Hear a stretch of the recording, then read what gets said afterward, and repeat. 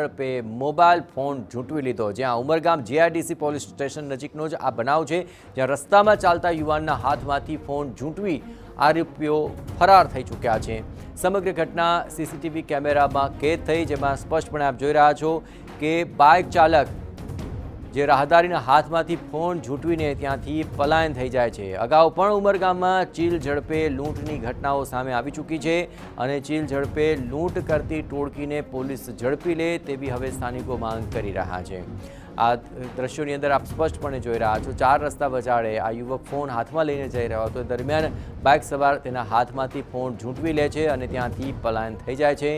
આ રાહદારી કંઈ સમજે એ પહેલાં તો બાઇક સવાર ત્યાંથી ભાગી છૂટે છે। આ રીતે ચીલ ઝડપની ઘટના પહેલીવાર નથી, ઉમરગામમાં આવી ઘટનાઓ વારંવાર સામે આવી રહી છે। ચીલ ઝડપ કરનારી આવી ટોળકી સામે કાર્યવાહી થાય તેવી સ્થાનિકો માંગ કરી રહ્યા છે।